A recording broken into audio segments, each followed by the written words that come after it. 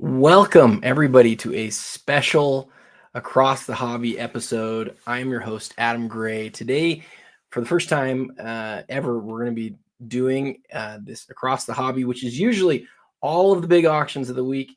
Today, for the first time, I'm just going to be doing just a single auction. A lot of you have asked about this. I'm doing this for the first time. It might be the only time I ever do it, but going to do it for the Goldin 100. This week, there just was not enough time to get to everything. I spent a lot of time on all the other big auctions that were going on, but wanted to give the Goldin 100 a little bit more time. And so that's what we're going to do today. And so I've got it over here on my other screen. I'm going to pull it up, and we're going to walk through today all of the massive items that are ending as part of the Goldin 100. So the Goldin 100 ends this Saturday.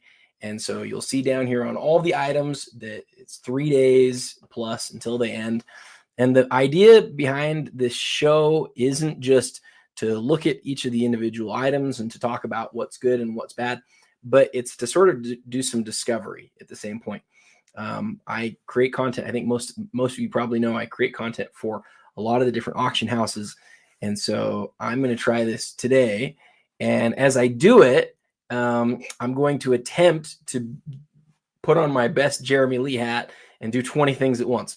So I will not be monitoring comments on Instagram. I wish I could, but I do have a couple of comments here already that are from a couple of friends. Michael Hathaway says, "Do it once, you're gonna have to do it again," and that might be true. It might be true. I'd love to do more of these types of things, but again, I'm not Jeremy. I'm not a professional at this, so hopefully this will go well. I figured I was going to do it anyways, and some of you might actually be off work, especially those of you on the East Coast. And then from our friend Will Sports Cards says, "Afternoon, Professor, classes in session." I'll take that anytime. Thank you guys for joining. We have a total of 5 people on the chat with us right now, so I venture a guess that the vast majority of the people who will watch this will watch it later on my YouTube. And welcome to those of you who do. But we're going to spend an hour and a half maybe on all of the items within the 100. I often have some technical difficulties when I access the Goldin site and I'm on StreamYard at the same time, and so that may happen. But without further ado, let's dive into each of these items. Let's talk about them. This is a huge auction. I don't remember if the Goldin 100 is a once every 2-year thing, or sorry, twice a year thing, or a 3 times a year thing, but it's not a common thing that they do. This is their biggest auction. This is where some of the biggest items are. So like I said, let's jump right in, and let's also jump down to this next comment. And by the way, as Jeremy and I always say when we're on Sports Cards Live together, your comments really make the show. So Yeah Man Card says, "Looking forward to hearing your thoughts." I appreciate that. As always, I'll give you the pros and the cons. I'm going to tell you exactly what I think, for better or for worse. So if you guys have comments, please leave them. And welcome to the 8 of you who are in the chat. I don't know if there will be 1 person, 0 people, or 100 people on this. But again, if you're on Instagram, please come over to YouTube, because I can't even figure out if there's a way for me to see the Instagram comments. I tried to figure that out, and I couldn't figure it out. So, all right, without further ado, let's jump in. So the first big item, as you can see, lot number 1 is the Wemby Nebula. And it's not the Wemby Nebula of the Deca. It's the Wemby Nebula of the actual legit Prizm rookie card. This is what happens usually when I click on a link for the first time, as I get this message here. So we'll give it a second and see if it actually pops up. This is a card that I feel a little bit like the community has sort of danced around the idea that this is his best card, but I think a lot of us feel like it is his best card. And the reason why I feel like we've had to dance a little bit is that the other card that's in the conversation for being his best card is the Black Prizm. And the reason that we have to dance a little bit is that when that one was graded, you'll remember the person who submitted it said thank you to somebody who cleaned the card. And at that same time, PSA was sort of rolling out their standards as far as like what things were okay and what things weren't okay. And so we've already got our first problem of the day. So with this particular card, the question is, is this a card like the black one? Is this one that people are going to think of as altered going forward? I don't know whether you think of it as something that's altered. I don't even really know how I think about it. That's the black one.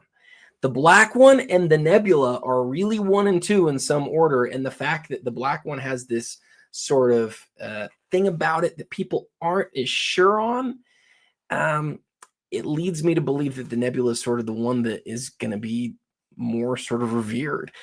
I did an interview with Tim, Exquisite Card Collector for BCF back in the day, and I asked him which of his big LeBron 08 cards was his favorite card, and he said that the Nebula was the better one of the two. Since that's one of the best Prizm cards in existence, I think that carries some weight. And like I said, we're already having problems getting in here. Okay, there we go. The first one went. So we're gonna come in. We're gonna come into here. So you can see obviously it's a 9. It's the 1 of 1. The other context that I can add here, it's already at $290,000 plus the 22% buyer's premium, so $353,000. This is one of 3 1 of 1s of the original Prizm, right? It's the black, and then it's like the black shimmer, right?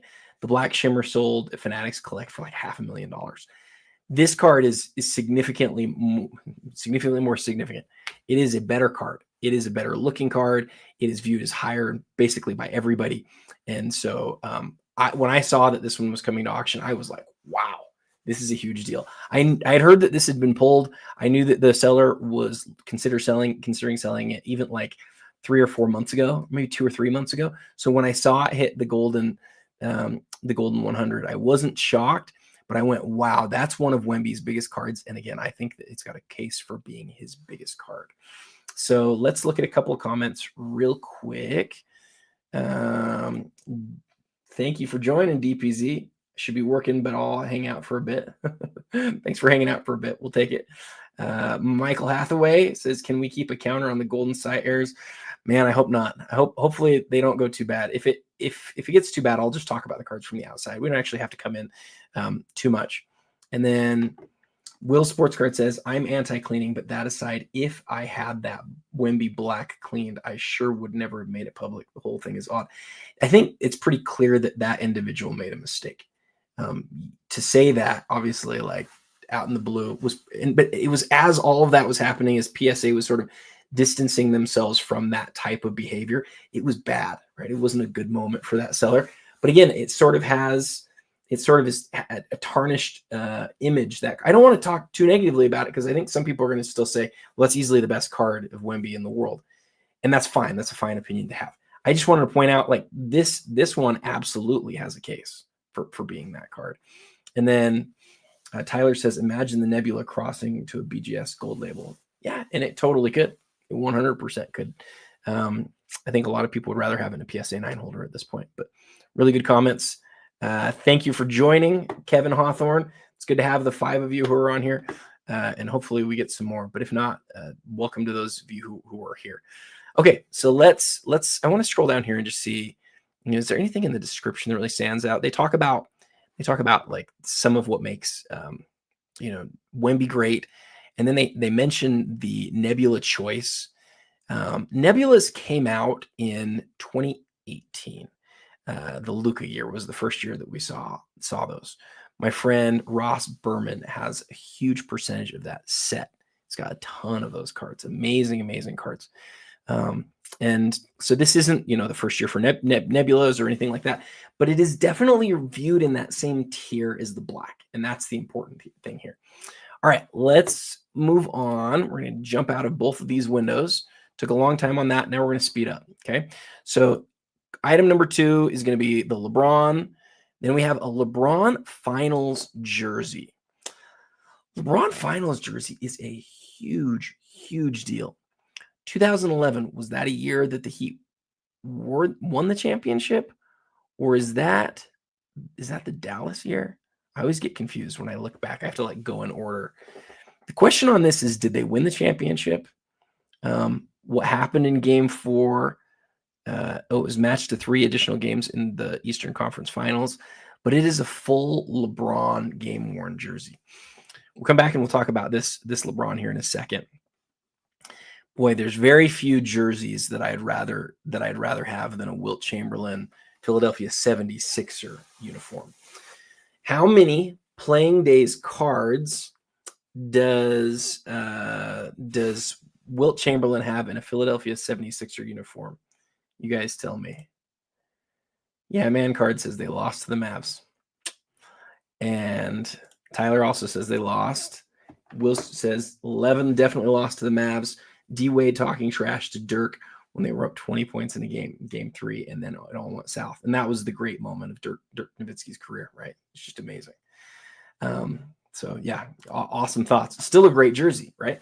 Is it as significant as if they had won, or is it from this great game, like one of the greatest games? Obviously not. It's not one of the best LeBron jerseys, but it's still a finals LeBron jersey. Although LeBron's played in a lot of finals. So yeah, my question for you guys: how many playing days cards does Wilt Chamberlain have in a Philadelphia 76er uniform? Interesting answer. The interesting thing is he only has 1. It's his 1968 Topps Test, and there's like 13 or 14 of that card in existence. I used to have one. I gave it to a friend as a gift. There's a long story there too. But whenever I see Philadelphia Wilt stuff, I always smile a little bit, because I think people in the hobby, because there's not a lot of these cards, forget that 76er team is considered one of the great all-time teams. It was the team that beat the Celtics. So having a game used Wilt jersey is just awesome. Michael Hathaway says LeBron's game 4 stats, maybe the worst game of his career. 8 points. Man, I didn't even know that he had a single-digit scoring outing ever, Michael. That's crazy. That's nuts. All right, let's keep going here. So the Mickey Mantle. Actually, let's do like 6 items at a time, and then just dive in to each one more deeper if we want to. So the Mantle 51 is a 4. Okay, we're gonna click on that one. We're not gonna look at the Mantle 7. It's great. We all know it and love it. We're definitely gonna look at this Kobe. We're definitely gonna look at this MJ, and we're definitely gonna look at this Mahomes. So let's start there. Okay, so the first one of this group, the 18 of 23 LeBron Gold RPA. Okay, so what's the story here? 2003 Exquisite. You all know it. You all understand what made it significant. You all know it was the first big-time, huge dollar pack, right? It's $500 a pack. And for LeBron, he was the main guy in the set. He was the first time that in the regular set they did rookie patch autographs. 2 years prior, in 2001, they did the first parallels that were RPAs out of Ultimate Collection. That was the great Kwame Brown rookie class. Tyson Chandler, Pau Gasol was in the set, but he wasn't an autograph. He was just a patch. And then the next year they did Yao Ming. He had an RPA also to 25, just like the ones in 2001. And then in 2003, you get the very first Exquisite set where you get RPAs, serial number to 99, or in most cases to 225. The better ones were out of 99. So LeBron, Bosh, Wade, Carmelo, and then randomly Udonis Haslem, all of them out of 99. And then, as Will Sports Cards says here, the immortal Kwame Brown. I'm going to interrupt myself to mention on the Kwame Brown, when I was leaving, don't laugh at me too hard here. When I was leaving on my mission to England in October of 2002, I put a bunch of stuff aside that I thought had the chance to go up a ton. Okay. One of the cards that I put away, the biggest card that I put away, was the 2001 Kwame Brown rookie patch auto out of Ultimate Collection. It was the most expensive card that I had ever purchased at that time. I had spent like $425 on it. And then he just proceeded to have an awful 2 years while I was gone on my mission. And when I came home, it was like in my safe. I came home, I got it out, I looked at it, and I was like, man, this was a huge mistake. Then in the subsequent like couple of months or a year or something, he got traded to the Lakers. And when he got traded to the Lakers, I knew at that moment that was my chance to get out of it. I sold it for almost exactly what I paid for it. And now I would love to have a copy of that card back, because again, those were the first RPAs, and Kwame was going to be so great, right? The '01 class looked so good, and we just thought those high school guys at the top had to turn into something great. They didn't. But that was the first time that we had an extended number of RPAs and RPAs that paralleled the base set. The year before, they did a couple of single RPAs at a basic upper deck, but most people don't even know that those cards exist. One of them was Kenyon Martin. One of them was Darius Miles. And they're each numbered to their jersey numbers. So they're each really rare. They're out of Series 2 upper deck, I think. Those were the very first RPAs. The next year was Ultimate, the first parallel RPAs. And then '02, they standardized it with Yao, and they made more of the RPAs that year. More of them were autographed. And then 2003, we got this set. So that's my long way of saying this was the first time that you had a base set that had the RPAs in it. And then if the out of 99s weren't premium enough, like, I'm telling you what, man, like the ones that are serial numbered to the jersey number, like, were huge. And that was this card. This card was always, always huge. Sorry, I need to hide those comments. I'll get better at that. So out of 23, I remember a time where the ones out of 99 were $1,500 in the Beckett. I remember that. And I remember them going up to $2,000 and $2,500 and being like, oh no, I could never afford that. And now obviously I wish I'd gotten one. This is a card I've never owned. I never owned an out of 99. It is, for as many of them as there are, it is one of the best sort of known, impossible to find cards, even though there's that many of them. We'll see a few bounce around each year out of 99, but the ones out of 23, almost never. So this one in an 8.5 is a pretty high grade. The patch is above, I would say, I don't know if I want to say above average, because a lot of them are 3 colors, but you'd like it to be a little bit more evenly distributed, but beggars can't be choosers. That's a great patch. The autograph's fantastic. It's nice and blue. This one hasn't been sitting out at a bunch of shows, hasn't seen a lot of light. It is a great, great looking card. I think if we look at the back here, we'll see it's a 10. And it's any eye collector. This is his card. He had 2 of them, and decided to move this one. And you can see right now, after buyer's premium, it's coming up on $1.2 million. It's a big sale for any card, any modern card. And, we've still got 3 days to go. So I know this is one that people are really watching closely. All right, move on to the next one. So this Mahomes, you're going to see it and you're going to go, oh my goodness, is that like one of the biggest Patrick Mahomes cards in the world? It is a very, very big card, right? It's from 2017 National Treasures. It is a 1 of 1. It's got a great patch. It's got a great autograph. It's graded a 9 by PSA. And if you look at the back of the card, you can see it's player worn. The thing that makes it so that it's not like insane money is, see how it's not a base number card? This is an insert. Right? This is not a parallel of the base set. And basically, when you look at stuff from this era or stuff of this type, you either have like a true RPA or you have a card that is an insert. And this is not like of the lineage of the RPA. It's an insert, but it's the same set. It's the same sort of jersey. It's the same autograph. And in this case, it's a 1 of 1.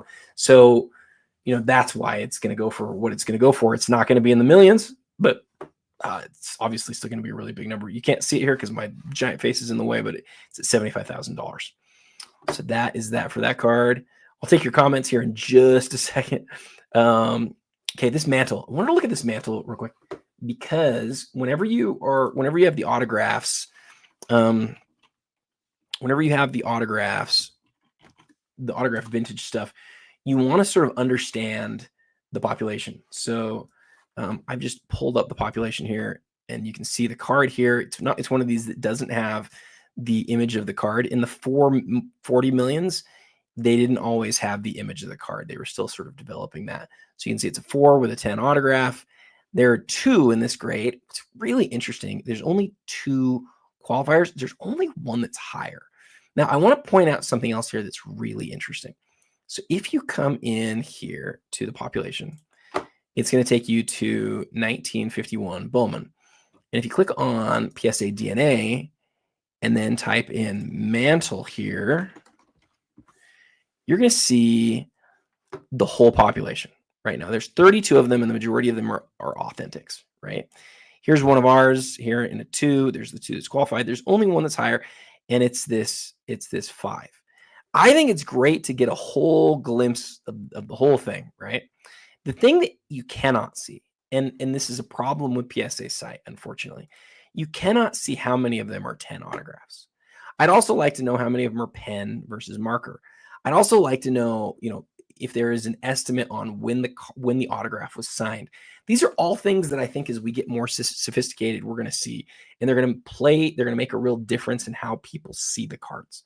So, as I look at this card right here, I see one of the best 2 or 3 in existence, and that's why it's at 140 grand. It's really one of the best autograph cards that you're ever going to find. And yeah, it's an absolutely huge card. All right, let's get out of this. I'll bring this over here. I'm going to use that again later. And then the card that I, spoiler, when I do my top 10, this is going to be the number 1 card on the list. The Kobe Bryant Essential Credentials now. I'm going to come back to the comments real quick, just because I don't want to lose you guys. And I know there's at least a couple. All right. Will says, what did you learn on your mission?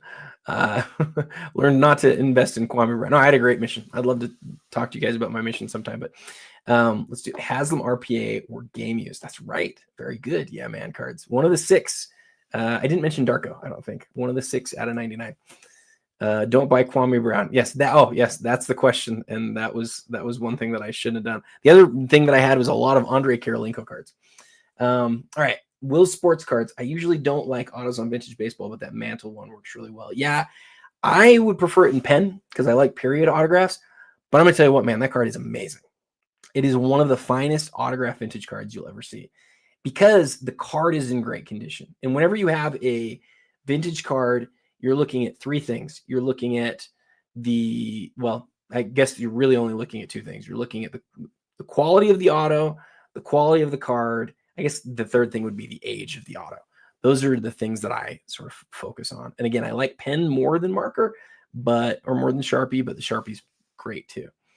All right. Yeah, man, for IP autos, do you like ballpoint? 100%, 1000% ballpoint. Because if you were a bad guy, if you're a scammer or something, you can imagine people trying to sign something and then having to wipe it away. You put that thing in ballpoint and it is done forever. I think ballpoint is much less likely. We're going to be far less likely down the road to ever discover that something's fake. And because these are in-person autographs, we would be totally insane to not be worried about that at least a little bit, right? They're not being witnessed. They're things that are like being signed and then being authenticated. And that's very different than an autograph that's being witnessed. I saw John, basketball card collector, talk about that recently. Spot on. Absolutely right. With that said, are in-person autographs still amazing? Yes. Do I still want them in my collection? Yes. Would I want them even if it was just an autograph? Yes. I'd love that Mickey Mantle in my collection. It's incredible. But is it different than being witnessed? It's definitely different than being witnessed. I'm thankful for Kwame. He was the key piece that led us to Pau Gasol, man. And Mark too, right? Marc Gasol. What a great trade that is to look back on. Okay, let's talk about this Kobe. So I've already done a reel on this, and you've heard about it ad nauseum. I think Goldin's done great content around it, and it's good that they have because this is the card of the auction where you're like, wow, we've not seen that before. And wow, that's really significant. This is a card that I did consider moving a huge percentage of my collection to get. I'm not willing to move what I have to get it, though. Right? I talked to a couple friends beforehand. I said, what do you think that this card's going to sell for? And I was sort of thinking, could I stretch and get to like 500 grand, which would be an enormous amount of my collection that I'd have to sell? Could I do that? And then I was like, I don't know if I want to do that. And then the answer was, you're not going to get it for that anyways. And so I was like, then I'm just not even going to worry about it. So there's a million things to talk about here. Let's hit each of them as quickly as we can. It is a beautiful. Oh, my scroller's not working. That is a beautiful card. It is a beautiful card. Okay, so let's hit everything on this card. First off, 1997 is when we first start seeing serial numbered cards. It's when we first start seeing the best, most sort of recognized, impossible to find serial numbered cards. We see the PMG greens and the reds. We see the first serial numbered rubies, the first, the first ultra platinums that are numbered. We see the first SPX grand finales, the first and only of those that are numbered. And EX, the credentials stand out to me and have always stood out to me as like the most premium of all of those. Oh, we also had the gold, the refractors, the embossed refractors in Topps Finest.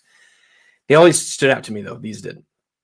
They always stood out because I always loved acetate, and I always loved the different colors that come off of them, and then the numbering scheme. I didn't understand the numbering scheme when I was younger, but as I've gotten older, I have a couple of cards from the set. I have the Stockton now, I have the Malone Future, and the numbering scheme is awesome. I love this. The numbering scheme is awesome because it is staggered throughout the set. And so see where this is card number 8. In the nows, card number 8 is also serial number out of 8. In the futures, it's the inverse. And the cards always add up to 81. Always add up to 81. So Grant Hill's number 1 in the base set. So his nows to 1 and his futures to 80. And they add up to 81. So you can look at this, and since you can see that the now is at 8, you know the future's at a 73. Future's worth way less. And we'll see it 50 times as much, maybe 100 times as much as we'll see this card. And by the way, it's still a great card, a great 5-figure card, like high 5-figure card or mid 5-figure card. But this card is just a total ghost. And it's a ghost because it's from that beginning of serial numbered stuff. It's from the beginning of Kobe's career. It is obviously exceedingly rare, but it's a card that people view as like one of the best cards made. Now you can look at it and say, I think there's some things about it I don't love. I don't love the image. Some people have said that, right? Some people don't like that it's got this sort of like different look to it. I've heard people refer to the future. David Ratliff has referred to it as the future set. He's referred to as the Pepto-Bismol set because he doesn't like the colors on that. I love the colors, like love the colors on this set, and I love that it's impossible to find. And if it was just up to me, I would say that's just as nice of a card as the PMG green. Though I do like the image on the PMG green more. I like the designs around the EX credentials more. I do like them more. I love the see-through nature. Now, one thing that a lot of people have pointed out on this one is that the card is not quite the color that it ought to be. And this is something that's very common amongst all acetates. All acetates, if you let a card spend too much time in the light, it's going to turn it a little bit of a different color. And that is what's happening here. My question is, how much does that matter? And would we know the difference, like in terms of like how people are going to value the card if it was actually like if it came straight out of a pack and it had not ever been exposed to light? I'm actually not sure. And the reason that I'm not sure is I think the list of people who are interested in a card like this is so small. I'm not sure how much a premium, a truly mint copy gets, right? So I don't know about that. What I am sure of is that it's 1 of 8, and this is the coolest thing ever. Let me show you guys this real quick. If you go to Beckett, if you go to the Pop Report, or if you go to not the Beckett Pop Report, if you go to the Beckett, I'm in the wrong place. If you go to the Beckett graded card lookup, and you type in the number here. Actually, I should have gone to the Pop Report. I'm sorry. If you go to the Pop Report and you go, in fact, I'm going to bring it over here so you guys can see it. And you go basketball and you just type in credentials and you type in Kobe, you're going to see the different credential sets, right? So you got the ones from 96, and then you got the future and the now. If you look at the now, 8 have been graded. You can bet there's probably some regrades in there. But if you click on this 8 over here, this like crazy thing happens. And I defy you to find another ultra high-end, exceedingly rare card that has anything that looks like this at all. This is so crazy. 481, 482, 483, 484, 485. This guy, between 1998 and 2007, somehow acquired 5 of these cards, and all 5 of them graded 9s. It is one of the most absurd, insane things that I have ever seen. For a high-end collector to like go so bananas and buy 5 of them and then hold them and then get them all graded at the same time. They're all in order. It is amazing. Yeah, man, cards, 4 PMG greens. Yeah, exactly. There's more greens, and he owned a fewer number.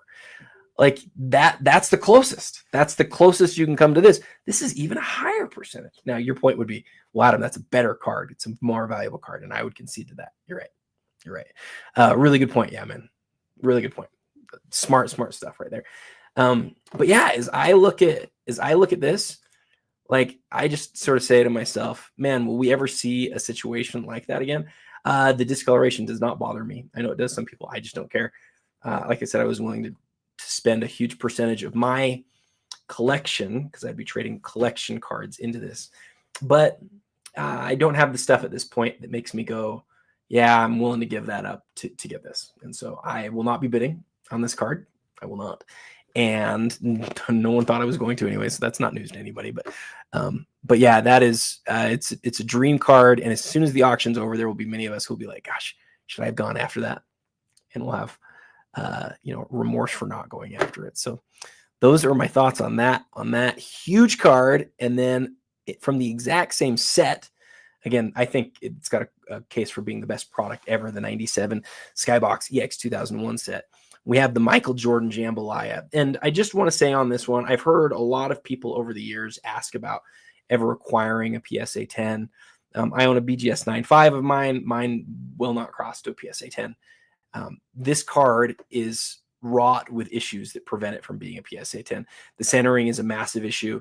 The edge back wear, because of how the cards were cut, like mine has a little bit of white right along the top. This one has just a little speck of white right there that they did not ding enough to have less than a 10. And it needs to have some because it's got like blips, right? The way that it was cut out, it should have a little blip on it. And that's basically a perfect copy. It was also, it wasn't graded that recently. I don't know if this is one that has been reholdered or not. But man, this is a huge, huge card. All right, let's go to some comments and then we'll keep flying through these. So Turp Enforcer, good to see you, brother. I seen Joe Hollywood pull one of those number to 8. You saw him pull one? That's insane. Tyler Austin says, just buy 10 futures and control the market for less than $250. 30 of them will never get sold. You're probably right. 10. Yeah, I wonder if you were to look back, because we've seen the cards sell so much. I wonder if you look back and you looked at serials, what percentage of them are like resales? Because there's, what do we say, 73? Have we seen 20 of them move? If we seen 30 of them move over the last 5 years? I don't think so. I'll bet it's 10 to 20. Yes. Yeah, man. Great point. Turp Enforcers, the edges suffered a lot on the EX or on, I think on the EX. Yes. Out of the packets on Instagram. What? Will you send me that link? Guys, I have not heard about this. You're saying he pulled the 8, the now 8 in 2024 or 2025? That would be insane. I don't know how I would have not heard of that. But yeah, please send me a link on that. I would love to see that. All right, let's keep going. As usual, you guys know me. My normal way to be is I'm slow. We're already 33 minutes in, and I'm only going to take another hour, and then I'll be done. All right, so let's go back here. Gone through all those. Messi signed game jersey. Night goal celebration. Cool. I'm not as big of a jersey guy, but you're looking at a lot of people think he's the best footballer ever. So that's worth looking at. The Boba Fett rocket firing J-Slop prototype. Seen some of these prototypes in the world of Star Wars really gaining attention recently. You can see the minimum bid was 50, and somebody's placed the bid with 3 days to go. Some of these types of things have gone crazy recently. That'll be an interesting to watch. What is this? Topps Chrome Disney. Oh, this is the Superfractor of Walt Disney. So I saw somebody else talking about this, saying, well, if the Mickey Mouse could get $500,000, why is Walt still sticking at 10 grand? I don't know. I don't understand buying Superfractors of things that have existed for a really long time. It's also why I wouldn't be as interested in a really rare card of somebody who hadn't played for a long time. It sort of feels the same way to me. And I'm not saying it's bad or not trying to turn you off to it. If it's your thing and you were collecting these and you want the rarest, like there it is. But it's not really my thing. I will check that. Okay. And we will get there. Eli Manning Super Bowl helmet. Very cool. Ichiro Game Use signed inscribed rookie season model bat. That's very cool. The Michael Jordan twice signed Nike Air Jordan 1s. They're banned. That's obviously very cool. Why are they sitting at 19 grand if they're Air Jordan 1s? That's very cool. Okay, the Wembenyama. This is the swap one. Is this the one with the kid? I don't think it's the same one. Somebody let me know if it is. Spurs championship ring for who? Tim Dirk. Player ring. A Rolex watch. The Yacht Master. People love their Rolexes, man. People love their Rolexes. An Olympic weightlifting gold medal. Wow. A gold medal from 1936. That's really cool. It's real. I mean, it's gold and it's from 1936. How does it not have bids at $5,000? That's one that would be really interesting to do some research on. This is super cool. So a collection of 279 Hall of Fame baseball player autographs. And you can look just from the outside, you can see these are sort of the enshrined cards. I don't know if it's all the same set. It probably is that same collection. That's really cool. And to have them all autographed is really neat. The Enzo Ferrari card. I've seen this pop up a few times. I don't know the history on it, but I've had people ask me about it. Every time it comes up, people are like, God, what do you know about this? What do you know about this? I just don't know the set. I don't know the card. I don't know Enzo Ferrari. I don't know any of that stuff. But, somebody who's as famous, that name, Ferrari, somebody who's that famous, I think it's worth sort of understanding the rarity of it and the fact that people are always, like I said, I've probably had 20 people ask me about this card. Not this time, but like every time one gets looked up, I get several messages. So that would be an interesting one to sort of understand better. I want to talk about this bread label here in just a second. What is this? So I don't know this. I don't know this card at all. I'm going to skip it actually, just because I don't know it at all. The Alif Bolliger. Oh, and an 8. Gosh, this is huge. Okay, we got to look at that one. We're going to look at that one. We're going to get out of these things that we don't need to be in anymore. Sorry, let's move that. Let's get out of this. All right, let's come over to, so we've got the Pele, and we'll check that out. We're definitely going to check out the Tip Top Bread Mantle. There are multiple Tip Top Breads. There's a card of Wagner that's a Tip Top Bread. Might look that up too. Let's do a few more. Russell 7, 9 on the 55 Maze. I love that. Look at that gradient from light to dark on the blue. PSA 7 on the Jordan. The famous scratch and play Ayrton Senna. The 86-87 Fleer complete set. This is the uncut sheet. There are different versions of this. One of them has you can see the checklist right here is like on the side. See that white part? There's ones where it's on the bottom. Look at that 10 Kobe Bryant right there. I do want to talk about the Kobe. That's a card that gets talked about a lot, but I want to make sure we hit that. And then 3 different cards that I want to hit. 3 different big cards I want to hit. So we'll hit all 3 of those. And we're going to need to dive into some population stuff there too. Okay, so the Pele. I don't think Goldin links to the pop, do they? Nope, it does not. Okay, so we're going to need to go look at the population report on this one for sure. And the reason you'll understand the reason why here in just a second. So if I go over to PSA, type in 427-11395. So Pele's PSA 8. PSA has a value on it, and these are usually very, very conservative. $340,000. And it's at 70. So either this has got a long way to go, or PSA is just using that last price from 2021, which was a pretty high point in the market. But we've seen this card really gain popularity and increase in popularity recently. Now it says, wait a second. It says there are 10 graded higher.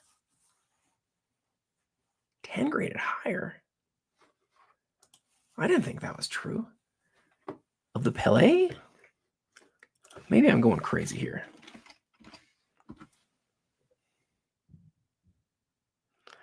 Okay, so there's 4 8.5s. 4 of them. That's more than I thought there was, guys.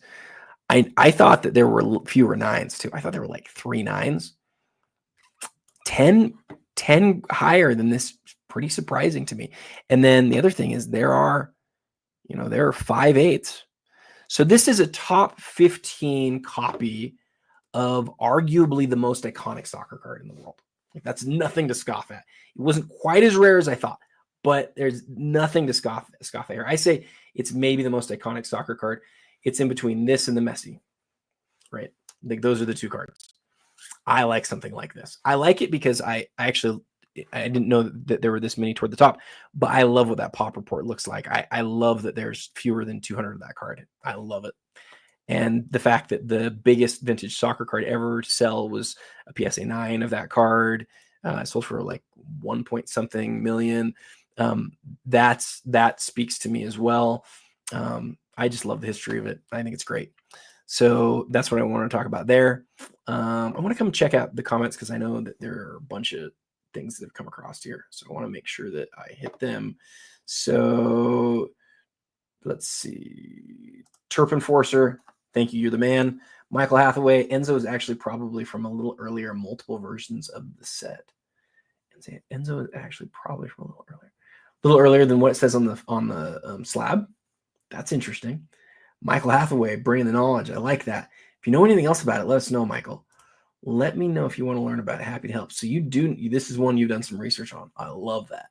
See, one of the things that I don't think we do enough of, and I talk about this all the time, I'm pretty open with, like, here's what I know. Like, I'm more than open, right? I'm incessantly talking about it. I'm sure I bother some of you guys with how much I talk about it, but we have to get better at, like, sharing what we think and what we know about stuff.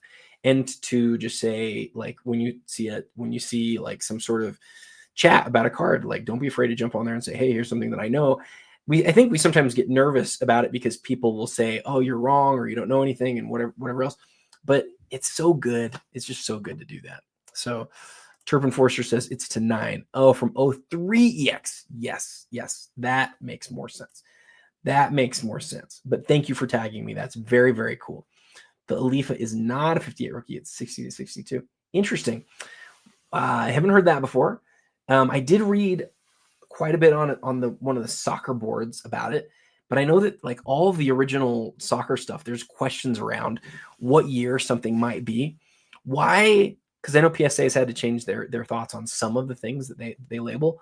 Why have they not changed to 60, 62 on any of them? I don't think they have. And is there any grading company that puts 60 to 62 on it? Would be my question, Mr. Wiggles. PSA have updated their slabs on the Alifa. People all been selling as it's now 4 to 6 year card. Okay. I've never heard that before.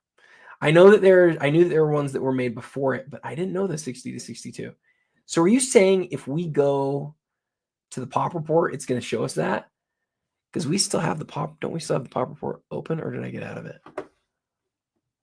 I got out of it. Dang it. Like an idiot. I got out of it. Goldin. Does it say 60 to 62? Somebody look that up for me. If you go to the pop report right now, does it say 60 to 62 instead of 58? Pele's rookie is 57. Super rare. Sales were back in 2021 before people realized it's not a true rookie. There are more than 5/8. Didn't the pop report just say that there were 5/8? Some are listed. Oh. So the pop report has 2 pieces to it? Well, that sucks. I need to do some more research. Sounds like you know a lot about this, Mr. Wiggles. I need to go check that out. Helvetia small chocolate brown is one region in Italy. There's 4 versions case. So Michael's talking about, this is cool, Michael. There are 4 versions or 4 colors. Interesting. Some dating questions. Of course, there always are on stuff like that. There always are. First one came to market 2 years ago. Before people only swapped the album. Tough to remove. Got it. I'll find you a cert for you. Thank you so much. And some of them have a hole punch, but most of the Enzos have been sold clear. Why do they have a hole punch? What reason would those cards have a hole punch for? Used to be able to get the albums for like $1,000. Also has Maserati. Oh, that's so cool. All right, let's go talk about this. Let's go talk about this Reggie Miller card. So I heard Goldin in their content mention this card is never sold publicly. That's incredible, right? It's, at least as far as the auction houses. I'm sure if we go back to, the early eBay days, all these cards have been sold at some point or another, but there's no record of them at this point. And so we say never sold publicly. With that said, it's not shocking to me that Reggie would be one of the people who'd be most likely to not sell very often. And the reason why I've said this, it's the same thing as like a guy like Mitch Richmond and a guy like John Stockton.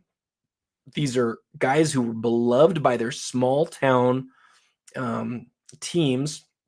And when their rarest stuff popped up, it would go on to eBay. Even like, again, in the early 2000s, this was a thing. The stuff would pop up on eBay and then it would sell, and then it would go to these collections. And these collections, like, who was buying, in 2000, a card like this would have sold for about $500. Who's going to buy that card? And then, like, what are they going to do with it? I think a lot of them have been destroyed. I think a lot of them were bought by big collectors who were probably older and had more money, and those people aren't around anymore. And so, I mean, this card is now almost 30 years old. People forget. And so if there's somebody who was buying this card who was 60 years old, who's a big Reggie Miller fan, like, that person's probably not alive anymore. And that's why we see 1 or 2 copies on the pop report, or 3 or 4 copies on the pop report of some of these guys. I love this card. I think if you look close, you're going to see some white shining through. That's very typical on these. I actually like to see that because that means it wasn't altered. I only ever owned 1 green, and it was John Stockton. And as soon as I looked at the card, one of the first things I noticed is that white shining through from the stock, because it's like where the green hadn't been perfectly applied and the white is showing. And I remember having the thought right then, like, if I had a green Sharpie, couldn't I just color this in and no one would ever know? Well, PSA could know, right? They know how to tell on something like that. And so whenever you see one like this that hasn't been altered, that's just awesome. The Tip Top Bread one, I don't want to belabor this, but the pop report on all bread labels is like always almost nothing, because people collected cards. People didn't really collect bread labels. And a 2 is an incredible specimen. We're going to go look this up real quick. PSA cert. And we're going to find that, oh, wow, this is a new, I wonder if this was like a cross from an SGC. I'll bet this was a cross from an SGC. A lot of these older things like this. I have a bread label of George Mikan. It is in an SGC holder. And a lot of them are in those because they didn't fit super well in, they didn't fit super well in the PSA holders. But now PSA, like, it's got a bigger slab. I think this is a larger slab. But you've got to look at the pop report. Yeah, look at this. Pop 2, none higher. It's a PSA 2. So as a PSA 2, this is a pop 2, none higher. That tells you basically what you need to know about bread labels, because what you will see as we enter Mantle here, there are 21 of them on the pop report. That's still really rare. Don't get me wrong. That is really rare, oddball Mickey Mantle. That's made the same year as his Topps 1952 card. But 11 of them, half of them are 1s. How crazy is that? Like, they are not in good shape because they were labels on the end of bread loaves that were not collected like cards. There's no that you're never going to find one that's like perfectly straight and mint and all that stuff. So you've got 5 authentics, 11 1s, 3 1.5s, and 2 2s. And that's just the coolest pop report that you'll ever see. I love that. Love it. I love it. I love it. All right. Let us go to this card. So I want to talk about this card for just a second in general, because you can look at it and see the level of greening on it. I will not opine on that because, as I always point out, I am colorblind and I am the last person who you want to hear from about the color on this. What I am 100% certain on is that over the course of the next several years, we will have enterprising, smart hobbyists figure out a way to rank this card based on its color. Because although there's still some people who are looking at the grades, I think that the grades are like one part of the story. They're 50% of the story. And then the other 50% of the story is what color that card is. And I think people are getting smarter and they're going to figure out how to identify this. And it's not going to be like in a slab. It's going to be like we've seen others do, like eye appeal type stickers. And I think that the auction houses, honestly, I think the auction houses should already be thinking about that, because they should have been thinking about it for a long time, because it's a chance to differentiate. It's a chance. Now, you might say, well, that card's really green. You don't want to know what percentage of greening it's in, Adam. Well, I still do. I'd love to know, is it a top 10% or a bottom 10%? I'd love for them to do something very similar to what PWCC did, which is above average on color, top 15% on color, top 5% on color. I have one of these that's a BGS 7, but it's got great color. And I think it might be like a top 1% color copy, like legitimately top 5, top 3, top 1, something like that. And I think that that's going to matter more than the grade. However, I think the grade still matters. I think it's 50% of it because grade encapsulates centering and surface stuff and edge. And mine is a 7 because it has a print line in it right along the top here. So I think all of that stuff matters. All right, let us get off of that one. We'll talk about this Jordan here real quick. The thing that I wanted to point out here is this one's a 7, but in a new slab. And you know it's a new slab because it's that nice silver, which we've been seeing, for a year, 2 years now, where something doesn't have to be a 9 or an 8.5 or higher to have an 8.5 or a 9 to have a silver slab. So this is newer. You could look up this serial number on Beckett's site and see exactly when it was graded. I looked at the card earlier. I think it looks really good. The bottom left edge right here and here is not perfect, but it's really nice. Everything about the front is really nice. And then on the back, you get a little bit of edge wear, which is so typical. I've looked at a million of these. This is how they look. This one looks really good.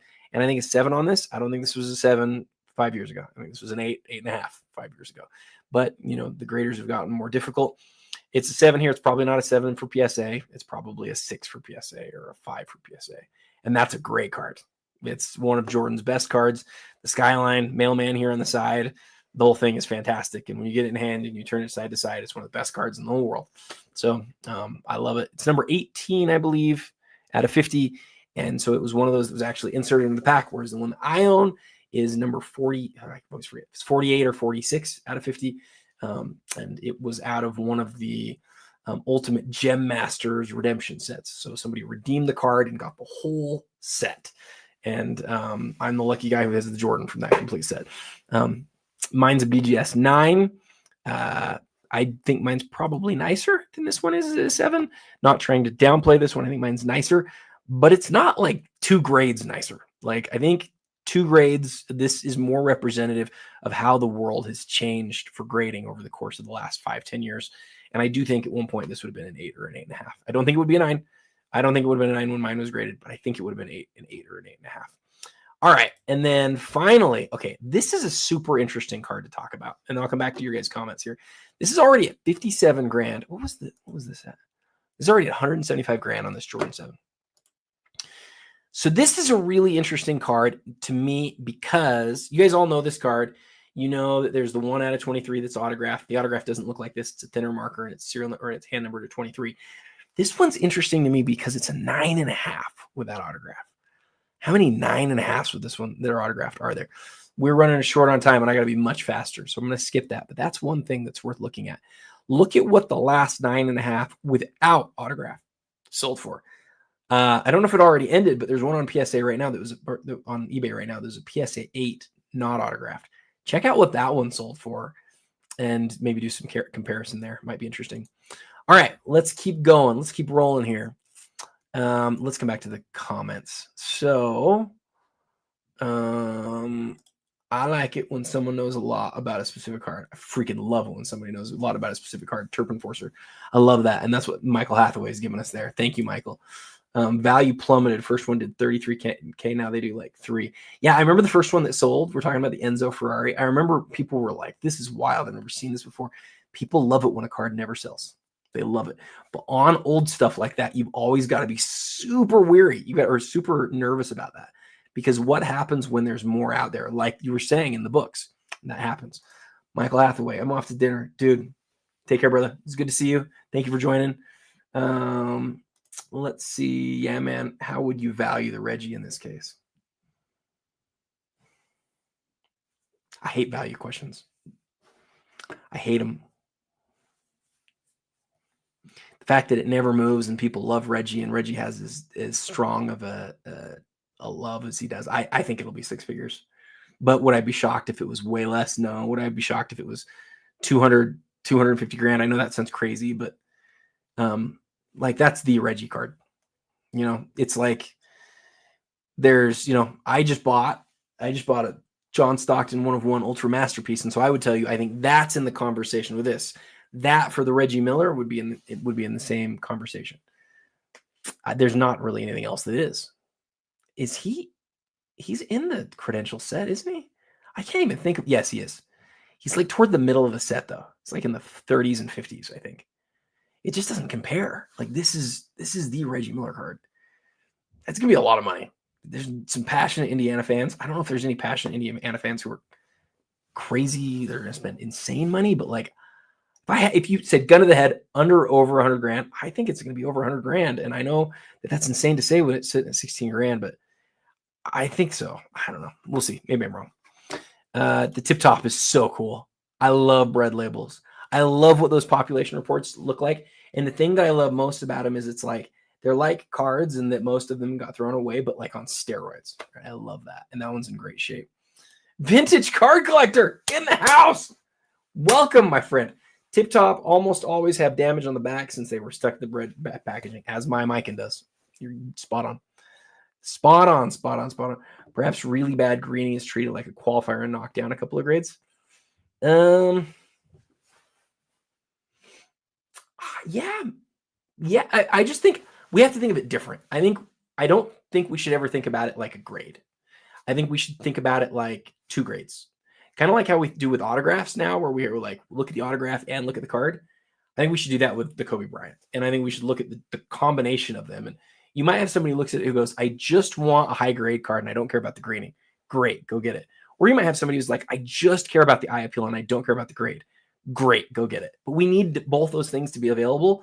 And you might say, well, people can use their eyes, except for me, because I'm colorblind. But what we want to do is we want to be able to standardize as much as we can. Do you think it's worth downgrading to PSA for late 90s cards like PMGs, rubies, etc.? So I've had the chance to do that. It might be on a case-by-case basis for money perspective, but if you're a collector and you just want to own the card, spending thousands of dollars to just get the thing to be worth more money in that new PSA holder, to me, has never been worth it. So if I look at my collection, I always say the biggest mistake that I made was who I graded my cards with. I graded all my big stuff with Beckett. So my Jordan PMG, my Jordan Gold Fusion, Jambalaya, Slam Bams, Playmakers Theater, I graded all of those. I graded all of them with Beckett back in 2015. Stupid. I blew it. Did I know Nat was going to take over PSA and that the the guarantee thing would become such a big deal, that the aesthetics of how the card like shines in the holder would be such a big deal? I didn't know any of that. I cared about protection. I cared about the subgrades. And I don't think that there's anything that's cost my collection more value than that decision. It was a huge, huge bad decision for me. I didn't know you did basketball. Thanks, Jay Malco. Dude, welcome. David Spar, Adam, got to go, buddy, but check out the quick strike. Oh, I'm sorry, we didn't get there. I just don't want to jump around too much, but I will do that. The reason I'm curious what a good copy will go for, because there's one on Fanatics with a big print line, yet it's still PSA 10. I've seen that in the past. That's one that people really look at on the quick strike. And I think there's stuff on the back on that one. I'm not sure if that's what you're talking about. The Kobe just shows you how young the chromium process was. Yep. And that's awesome. The Kobe is, I think you can argue the Kobe is the second most iconic basketball card of all time. I have it third. Third most iconic basketball card of all time, after the Jordan 86 Fleer and the 1980 Topps card. I mean, it is so iconic. The great thing about it too is you get it in the lowest level in the Topps, and then you get the 50th anniversary, you get the chrome, and then you got the chrome refractor. That's a really rare card, right? There's like about as many of those as there are the Mikan. It's a rare card, but it's from the modern era. And so that's why I got my 7, because I'm like, I just want to own one of those. I think in the end, that card will always be a really highly sought after card. All right, I need to keep going here. I am being way too slow. Oh gosh, no, we just made it like one of my favorite items of the whole auction. And we're ending this at 1.5 hours, whether I finish it or not. We will spend some time on this Ultra set. If you haven't already checked out my reel on it, check it out. There's some really good details in there. The 1997-2009 Upper Deck Football Autographs collection. This is one of those that you look at and say, can I piece that out, sell a bunch of it, and keep a few key cards without losing any money? I love doing that on big collections like this. Definitely take a look. I'm not going to go through it right now. This Kobe rarely pops up and is one of his best early autographs, so we will definitely look at that. We're going to look at each of these 3 Jordans. And oh my goodness, we're just having to look at freaking everything. I'm sorry, guys. Okay, we'll look at this one. We'll look at the Griffey. And we'll look at this one. I'm just going to look at everything. Okay. I can't believe that this set exists completed. And I think there's a very good chance that it's not going to be completed for very long, because I could absolutely see somebody buying this set, some enterprising individual, keeping some of the key cards and selling the lower end stuff, or just selling it all. It happens all the time on big sets like this. So in 1997-98 Series 1, they did 5 redemptions. Beckett originally printed that there were 10, but there were only 5. The last 5 sets, 96 through 100, were all sent out via redemption. But what is crazy is we didn't know this until this set popped up. If you look at the serial numbers here, the serial numbers are not all consistent. There's somebody who got set 98 of 100, and he said that his set was consistent from beginning to end. But for some reason, Fleer messed up, and they said, like, this set's like it's a mix. There's 97s, there's 99s, and then I saw Allen Iverson is number. Sorry if you can hear my dog barking. Hopefully he stops barking. I don't know where Allen Iverson is on here, but Allen Iverson's number 100 of 100. Here it is. So a bunch of 99s, bunch of 97s, and 100. There's going to be no 98s because 98 was all complete. I don't know why that happened or how that happened. I don't know if some of the sets weren't redeemed, and then I don't know. I have no idea. What I know is the guy who had this in his collection says he found it in a box of cards with his son, and he did it on Reddit. The Reddit thread exploded, and now, several months later, he's got it at the Goldin 100, and they've all been graded by PSA, and I can't believe it's all together still. I want to buy this set. I'm definitely watching it. It's going to go for way more money than it is right now, though. Like, way more. And how you know that it's going to go for way more money is, like, go do the math on just what those 3 cards are worth. Okay? Then realize you've got 122 other cards that are going to average what? Like $500 a piece, maybe? Like, okay, well, the average of those is more than this right here.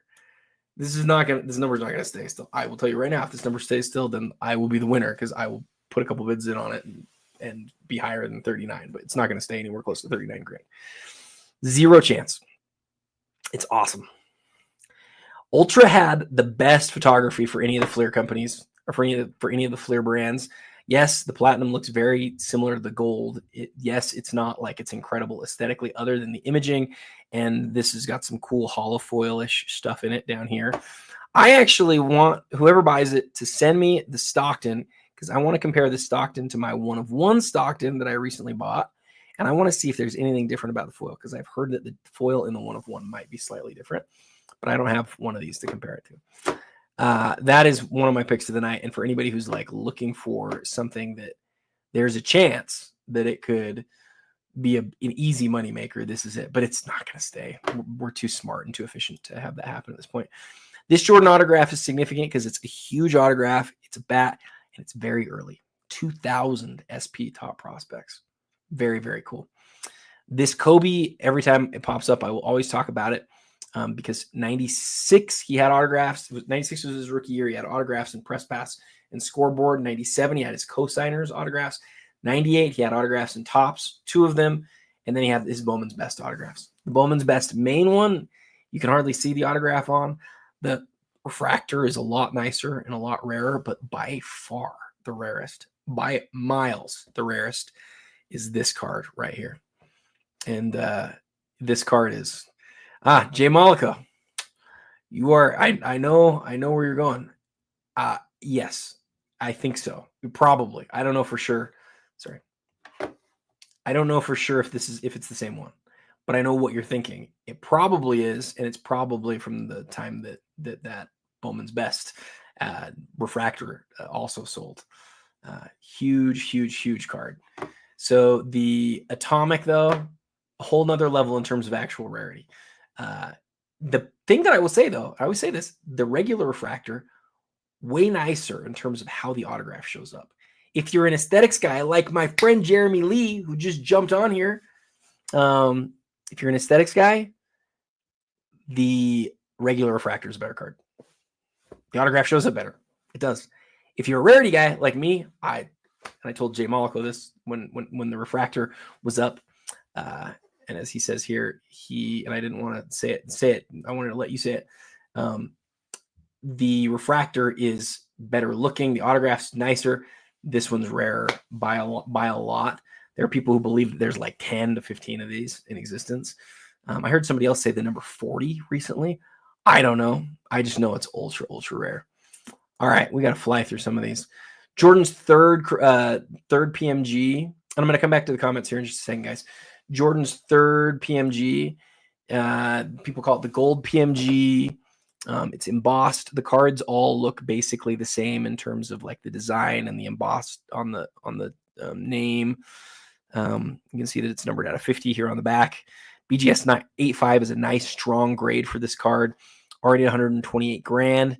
I think people have sort of settled in that this is the third best PMG. There's the red. Most people think the red and the green. That's number one. The champ is number two. I like the champ the best because it's the one that I have, because it's the one that I think aesthetically is the nicest. And then this one's number three. But in 8.5, that's a huge card. 98.99. This is the first one of these that we've seen sell in a while, especially in high grade. That's why it's got a big number on it right here, and I have no idea where it's going to end. But an 8, a freshly graded PSA 8, make no mistake, that is a very high-end copy of this card. And then this Jordan auto, I just wanted to double check. That autograph's nice and blue. You can see it's been graded a 10 on the autograph and an 8 on the card. There are 6 different variations of this card from 1998. And LL, you can see it says LL/GJ. I think LL stands for Living Legends. I think this card came out of the Living Legends brand, which is like a Michael Jordan only brand. So do the research on that if that's something that you're interested in. But it's the very first Chicago Bulls jersey autograph. And it's from the 90s. Every time we see one pop up, it's a huge deal. All right, the 21 of 23 on the Epic Signatures. This is a card that people have identified through the years that the ink color on the number here is often a little bit darker than the autograph is. You can see this one just stays on card. I mean, just preserving that chance at a 10. I think that the autograph here looks really good, really strong. And I like that it's in that 9.5/10 holder. As far as early Jordan autographs go, it's pretty early. 99, iconic set for sure. And one of the only sets where you get both Jordan and Wilt. And then lastly, the Griffey 24 karat. These have been climbing massively as people sort of appreciate them as one of the first gold parallels across the whole set, and really the Fleer gold parallel. All right, I want to come check out your guys' comments here. Sorry for ignoring you here for a second. All right. So, oh my goodness, I missed a bunch. Sorry, guys. So, Mr. Wiggles, I love the gold Airs refractor for Kobe. I do too. Also, greens, not as rare as the chrome refractor.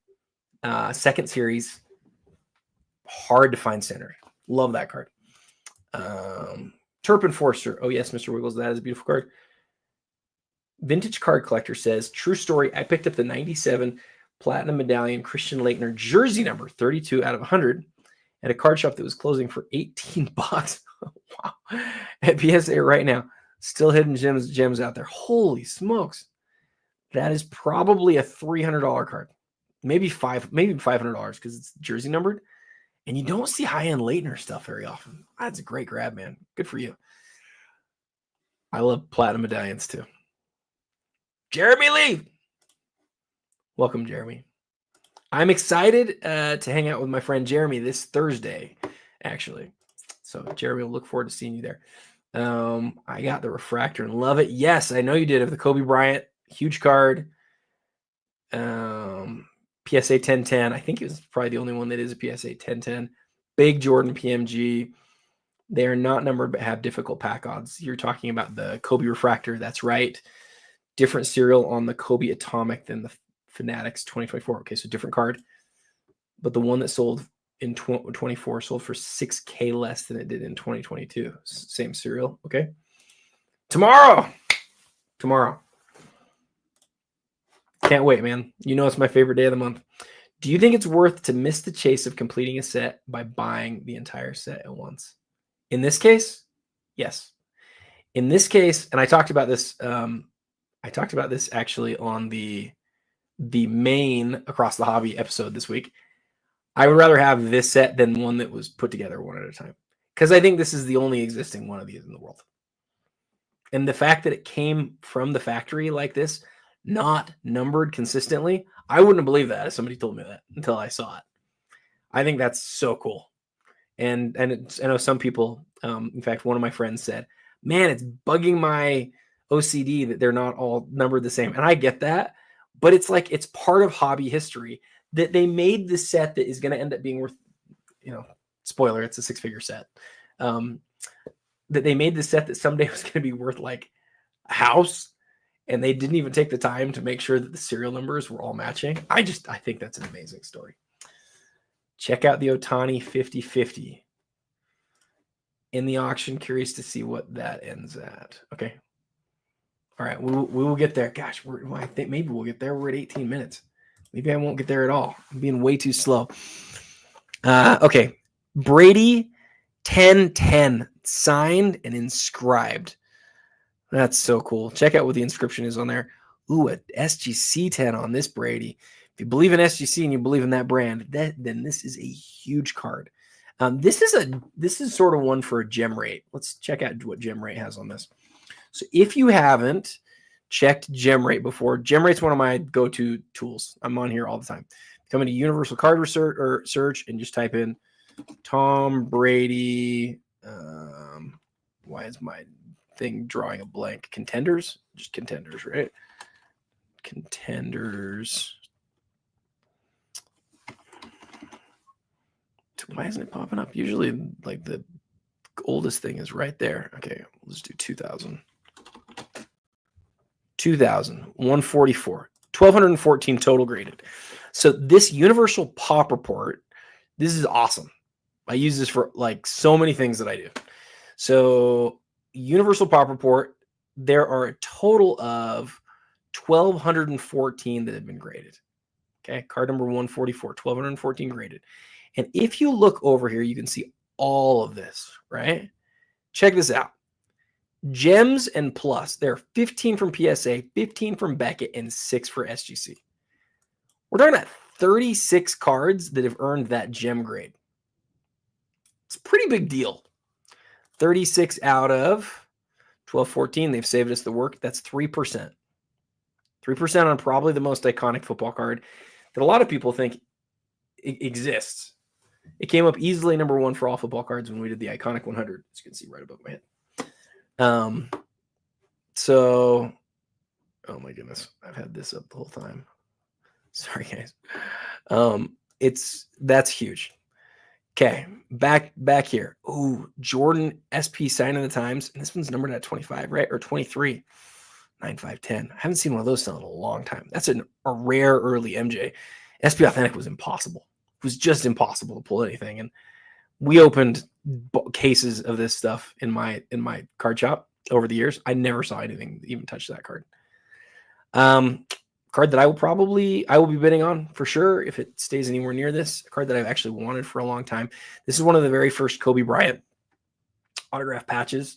2000, he had 3 autograph patches, the 2 series of Upper Deck and the Ultimate Collection. I have the Ultimate Collection Jordan to 23, and I would love to have the Ultimate Collection Kobe to 8 and Kevin Garnett to 21, because those are the only 3 autograph patches from that year or from that set.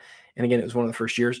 I'm going to click on it so we can look closer. I want to show you guys a few things on that. A couple of great Jordan Exquisite cards that you already know and love. Amazing patch on this LeBron. 2 rookie game-used RPAs. Game-used RPA from my friend Jeremy Lee.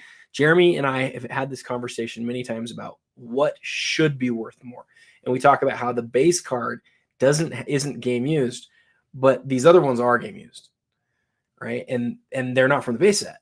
They're rare. They're not from the base set, but they're game used, which should be worth more.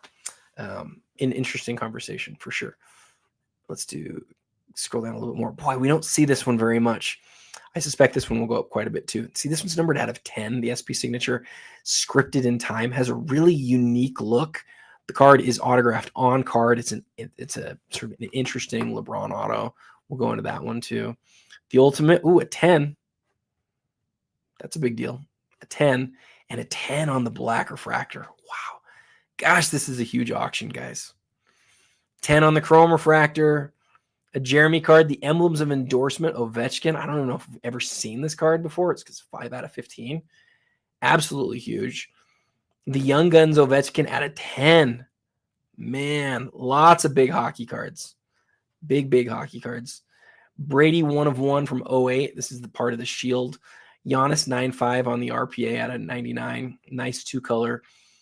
Kobe Noir. Beautiful card. One of my favorites of the week for sure. Of this whole auction. Logoman tag off the laundry tag. Gold autograph. Card's numbered out of 3. This card's a card that has some controversy about it. Every time we see it, we remind people that some people don't believe that's really Shaq's autograph. I don't know one way or the other. Young Guns, Connor McDavid out of 100. Man, the hockey stuff, Jeremy. This is crazy. The cup. Connor McDavid 1 of 1 from his rookie year. Oh, that's autographed too. It's autographed over his name or the Oilers name. That's not ideal, but still a huge card. A gold Ohtani. Oh, it's 50 of 50 too. That's so cool. That's what somebody was asking me about. Somebody wanted me to talk about this one. I will talk about that one. Wow. Oh yeah, Mr. Wiggles. Turpin Forcer says you can hate the SGC slab or design all you want, but those guys can really grade. The fact that there's so few of those in 10 is a big deal. Doesn't mean that they would cross to somewhere else, but there's a really low percentage of them that have been sent to BGS. In the auction, curious to see what that ends at. The Ohtani, yeah. Let's talk about that one. 2 other Ohtanis, both from 2018. It's interesting how much the Bowman Chrome name means in baseball. We talk about this all the time because this is a superfractor from Topps Chrome. Topps Chrome in other sports, basketball and football, are usually viewed as the better thing. Well, this is the super, the 1 of 1. And will it sell for even as much as this 50 of 50? I'm not so sure about that. Because this card is so sought after, but it is a rookie superfractor. And then lastly, this orange in a black label, 3 of 25. Okay, let's look at each of these that we have pulled up real quick here. I've got to hurry. So I've got 12 minutes left. Okay, I really wanted to talk about this card, because I'm a glutton for punishment and I'm going to be bidding on it. I know that doesn't make any sense, but it's true. So this card, we already talked about how it is one of his first patch autographs. This set only had 3 patch autographs. It had autographs to, I think, 50, 100, and 200, but it only had 3 patch autographs. It had patches, just straight patches. Most of the patches were numbered out of 75 and 50. Kobe's randomly is numbered out of 8. His patch, he just has a simple patch card, and it's numbered out of 8, just like this one is.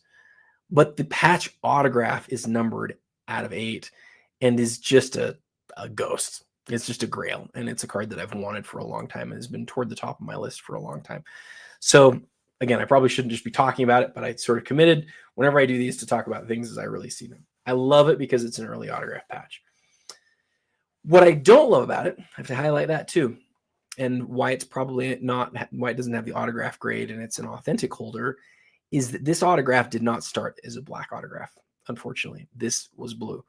Or I should say every other copy of this card that I've seen, and I think I've seen 5 others, are blue, and all the other players' cards are blue. I think this is a faded autograph. This is one that spent too much time in the light. And so you can see here, autographed is on the description. Authentic piece of game jersey is on the description. Man, I just love this card.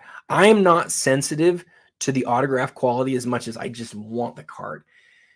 But I'm not sure I'm willing to pay what I need to. I'm too cheap. I'd only buy stuff if I feel like it's a good deal and I think it's fair. And the autograph, I do think, hurts it significantly, and I think you'll all agree with me on that.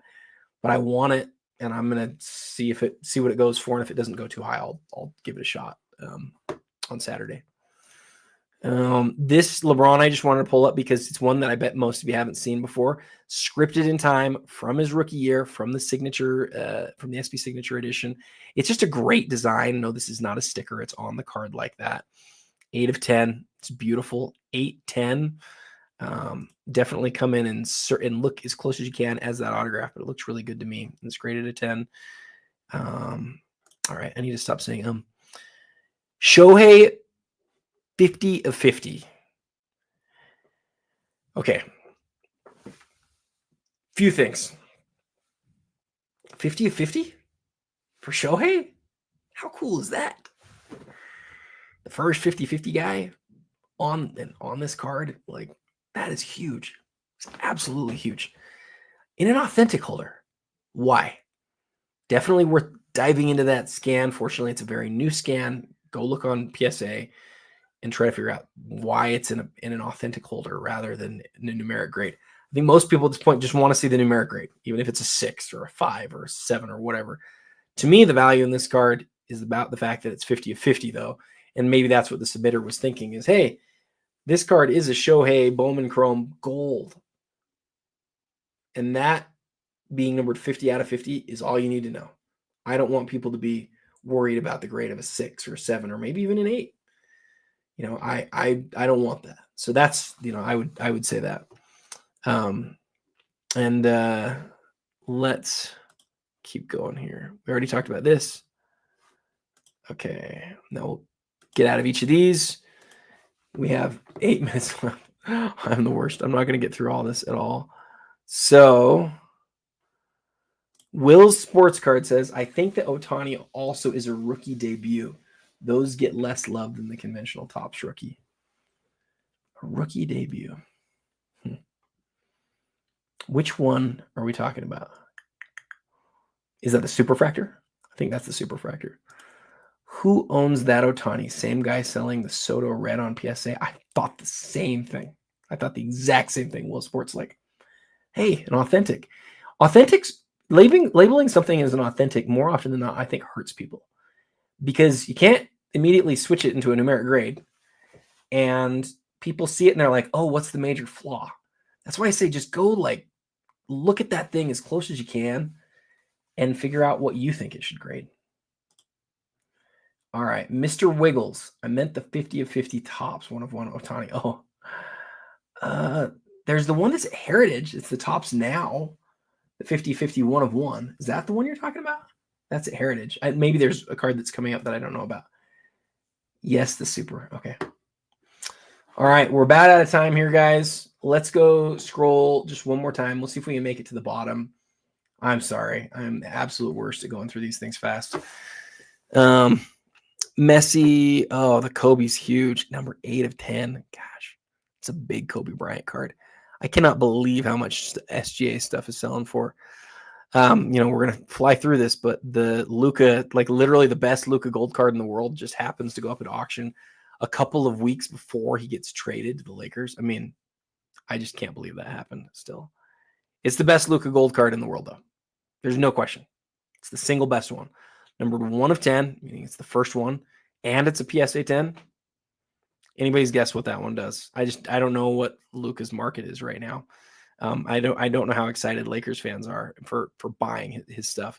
This Wemby with this inscription is so cool. Rookie of the year down here on the bottom. I love how they hid the fact that it's not NBA licensed. And I mean that. You wouldn't look at this and say, oh, that's not licensed. It looks about as good as they could have done it. I love that it says rookie of the year. It's very cool. Some Superfractors. Skeens, 1 of 1 autograph, huge card. Ooh, Caitlin Clark in the Fever uniform, gold vinyl. I don't know what this is, if it's like an insert or looks like it's a base card. Need to do some research on that. Spider-Man and Pikachu, Pokemon stuff, wax, comics and video games. One of the greatest video games of all time. Fantastic Four, Taylor Swift, 8.5. Ooh, with a nice Jordan autograph that's already at $112,000. a rookie logo man of Steph, and now we're out of the Goldin 100. There are 100 amazing items ending this Saturday at Goldin Auctions as part of the Goldin 100. Definitely check them out. I know we only hit about 50 of them in depth. Mr. Wiggle says it's further down. I probably went past it. Sorry, dude. Let me come back up. Thank you for your great comments. I want to make sure that I look at it. Ellie De La Cruz, Skeens. All right, let me do a control find here for Ohtani.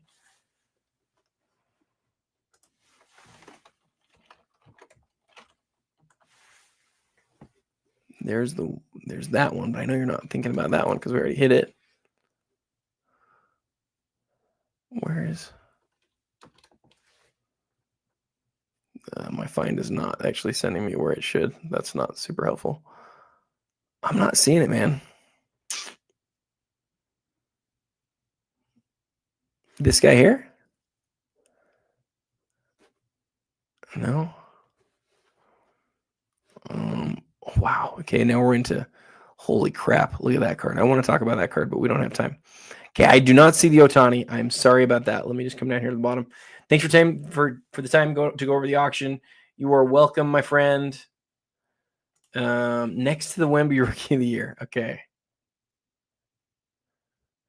Where is that Wemby at? Oh, this guy. Oh, that's way cool. Okay, we'll click the wrong button, but we're gonna check that out real quick. Search for Shohei. Yeah, I tried.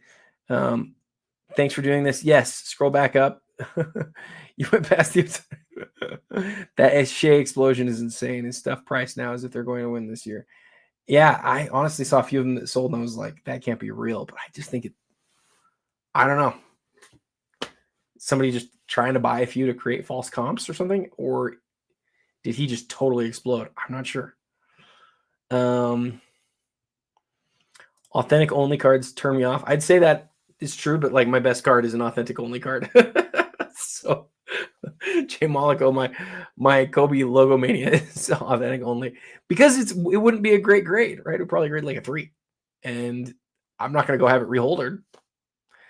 But I don't own it because it's a great condition card, right? Some cards like that, it does turn me off too. The ones that are not super rare. If a card's super rare, I don't care that much. But I would rather have a numeric grade, even if it was a 3 or a 4. All right. Let's see. I'll get into these comments here actually in just a second. Let's look at this. Let's look at this card first. Wow, that is so cool. Okay, so what do we know? Topps Dynasty, 50th home run. So let's look at the back of this. Dynasty Black autograph dual relic card from, this is cool. This is amazingly cool.